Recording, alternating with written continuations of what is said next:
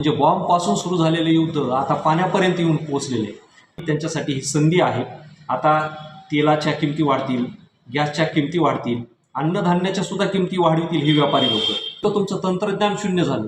जिथं तुमचे करोडो लाखोंचे प्लांट पाणी शुद्धीकरणाचे फेल झाले, तिथं त्या वनस्पती कामाला आल्या. आपल्या शिक्षणाच्या जोरावर, ज्ञानाच्या जोरावर आपण आपल्यासाठी त्यांना अत्यंत तुच्छ समजलं. तो निसर्ग आज तिथल्या गोरगरिबांची तहान भागवण्यासाठी पुढे आलेला आहे. आणि आज जर बघितलं ना, तर त्या लोकांना या वनस्पतीद्वारे पाणी शुद्ध करून पाणी पुरवठा केला जातो. आपत्कालीन परिस्थिती युद्धाची असो अथवा नैसर्गिक असो, या परिस्थितीमध्ये सामान्य माणसावरती, गोरगरीब माणसावरती त्याचे परिणाम होतात. त्याच्या झळा त्यांना सोसाव्या लागतात. परंतु असा एक वर्ग जगामध्ये असतो, देशामध्ये असतो आणि राज्यामध्ये देखील असतो. तो म्हणजे व्यापारी, पुढारी आणि अधिकारी. हे तीन वर्ग असे आहेत की जगावरती कुठलंही संकट आलं तरी हा वर्ग सुखी असतो. आणि त्याहीपेक्षा सांगायचं म्हटलं तर जेव्हा जेव्हा संकट येतात तेव्हा या वर्गाला अति आनंद झालेला असतो. कारण संकटामध्येच यांना संधी मिळते. कारण संकट ही संधी घेऊन येतात. मग ती आपण पाठीमागची कोरोनाची परिस्थिती पाहिली असेल. कारण अशा परिस्थितीमध्ये उत्पादन कमी होतं आणि त्याचबरोबर वस्तूंचा पुरवठा ज्या गतीनं व्हायला पाहिजे त्या गतीनं होत नाही. आणि मग त्याची कृत्रिम टंचाई निर्माण करण्यामध्ये पहिल्यांदा व्यापारी पुढे येतो. आणि हा व्यापारी टंचाई निर्माण करून वाढीव भावाने त्या वस्तू विकायला सुरुवात करतो. म्हणजे त्या ठिकाणी त्याला ती संधी निर्माण होते. आणि अशाच परिस्थितीमध्ये व्यापारी जेव्हा अधिकचा पैसा कमवतो तेव्हा अधिकारी चोरावर मोर होतो आणि त्याचीही कमाई सुरू होते. आणि हे दोन वर्ग जास्त कमवायला लागले की त्याच्यावरती पुन्हा पुढारी आपले हात धुवून घेतो. सांगायचं तात्पर्य एवढंच आहे की संकट हे सर्वसामान्य माणसाची जीव घेतात, सर्वसामान्य माणसांना व्यवस्थित जगू देत नाहीत. अगदी त्या पद्धतीनं ह्या युद्धाच्या झळा ह्या गरीब सर्वसामान्य माणसाला, जगातल्या सर्वांना सोसाव्या लागत आहेत. परंतु या मोठ्या वर्गाला त्या अजिबात झळा नाही. त्यांच्यासाठी ही संधी आहे. आता तेलाच्या किमती वाढतील, गॅसच्या किमती वाढतील, अन्नधान्याच्या सुद्धा किमती वाढवतील ही व्यापारी लोक. आणि मग गरीब माणसाकडं जे काही त्यांच्या उदरनिर्वाहासाठी, त्यांच्या भविष्याची उपलब्धी म्हणून त्यांनी जे काही जमून ठेवलेलं आहे, तर ते अशा संकटामध्ये सगळं बाहेर काढलं जातं. त्याच्यामध्ये आणखीन एक तुम्हाला सांगावंसं वाटतं महत्त्वाचं, की बुवा हे जरी संकट माणसांनी माणसावर लादलेले असले तरी हे जे युद्ध आहे तर ते युद्ध सर्वसामान्य गरीब माणसाचं नाही, हे श्रीमंत लोकांचं युद्ध आहे.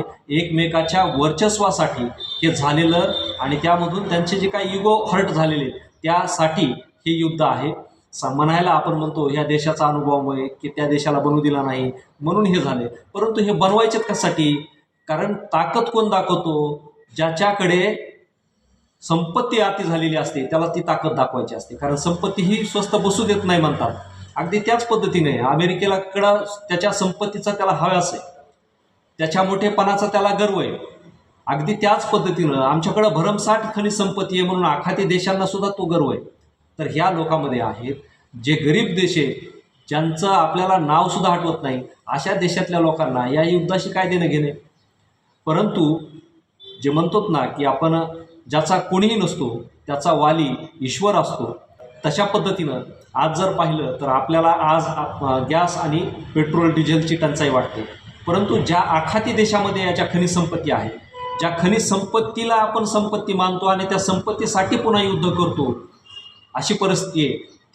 ती संपत्ती ह्या निसर्गातून, या जैवविविधतेतून माणसाला त्याच्या गरजा पूर्ण करण्यासाठी हे निसर्गाने दिलेली आहे. परंतु अशा वेळी आपण निसर्गाचं देणं विसरतो. कारण त्यावेळेस आपल्याला आपल्या ज्ञानाचा, आपल्या तंत्रज्ञानाचा, आपल्या शास्त्रांचा इतका गर्व झालेला असतो की त्यापुढे ह्या खनिज संपत्ती, हा निसर्ग आपल्याला तुच्छ आणि गौण वाटायला लागतो. तर तीच परिस्थिती आज जर तुम्हाला सांगायचं म्हटलं दुसऱ्या शब्दात तर ती अशी आहे की आज आपल्याकडे गॅस पेट्रोलची टंचाई वाटते. आणि आखाती देशांना आज जर कुठली टंचाई असेल तर ती आहे पाण्याची टंचाई. म्हणजे बॉम्बपासून सुरू झालेले युद्ध आता पाण्यापर्यंत येऊन पोहोचलेले. कारण आखाती देशामध्ये गोडं पाणी नाही आहे जमिनीमध्ये, तिथल्या भूगर्भाच्या पोटामध्ये गोड्या पाण्याचा साठा नाही. मग त्यांना पाणी कुठून मिळवावं लागतं? त्यांच्याकडे समुद्राचं पाणी जे क्षारयुक्त पाणी ते शुद्ध करण्यासाठी डिस्टिलरी प्लॅन्ट त्यांच्याकडे उभा केलेले. आणि काल जर तुम्ही बघितलं असेल तर अमेरिकेनं त्या इराकच्या परिसरामधल्या आखाती देशामधले डिस्टिलरी प्लॅन्ट हे उद्ध्वस्त केलेले आहेत. म्हणजे त्यांचं जे पाणी आहे ते हिरावून घेतलेले. आणि मग आता पाण्यासाठी सामान्य तिथले गोरगरीब लोक आहेत तर त्यांच्यावरती ही फार मोठं पाणी संकट आलेलं आहे. परंतु मी सुरुवातीला म्हटलो ना, ज्याला कोणी नाही त्याला ईश्वर मदत करतो.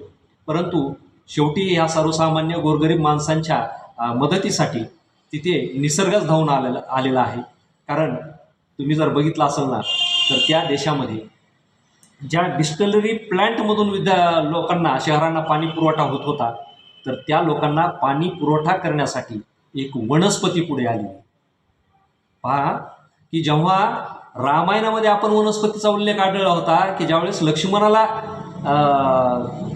चक्कर येऊन पडला लक्ष्मण, त्यावेळेस संजीवनी बूटी, संजीवनी वनस्पती आपण ऐकलं असेल की त्या संजीवनी वनस्पतीनं त्याचे प्राण वाचवले होते. म्हणजे युद्धाच्या काळात संजीवनी कुठली तरी वनस्पती आहे म्हणून आपण ऐकलेले की जी लोकांना जिवंत करते. अगदी त्याच पद्धतीनं आज आखाती देशामध्ये अशा काही 10 प्रकारच्या वनस्पती आहेत की त्या वनस्पतींनं 10 देशांची ताण भागवलेली आहे. म्हणजे जिथं तुमचं तंत्रज्ञान शून्य झालं, जिथं तुमचे करोडो लाखोंचे प्लॅन्ट पाणी शुद्धीकरणाचे फेल झाले, तिथं त्या वनस्पती कामाला आल्या. त्या वनस्पतीचे उच्चार मला व्यवस्थित करता येणार नाहीत कारण ती अरेबियन आहेत.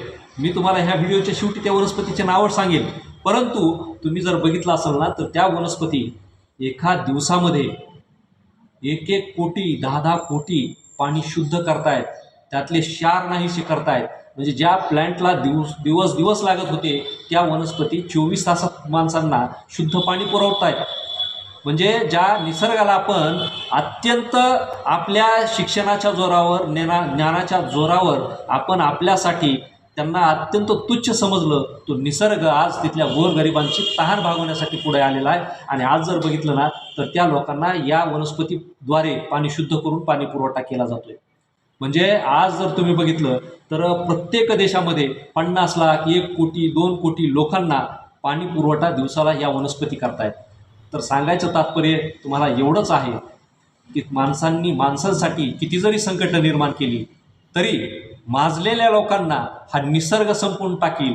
परंतु जे निष्पाप लोक आहेत, जे गोरगरीब लोक आहेत, जे कष्टाची भाकरी खात आहेत त्यांना निसर्ग कधीही मरू देणार नाही. त्यांच्यासाठी तो कुठल्या ना कुठल्या जीवाच्या रूपानं, कुठल्या ना कुठल्या वनस्पतीच्या रूपानं तारण्यासाठी आणि त्यांना जगवण्यासाठी पुढे येतो. फक्त एवढंच आहे की या मोठ्या लोकांच्या जाचामध्ये त्रासामध्ये आपल्याला थोडीफार झळ भेटते. ती झळ आपल्याला सोसावी लागते. असो, या निमित्तानं एवढंच. धन्यवाद.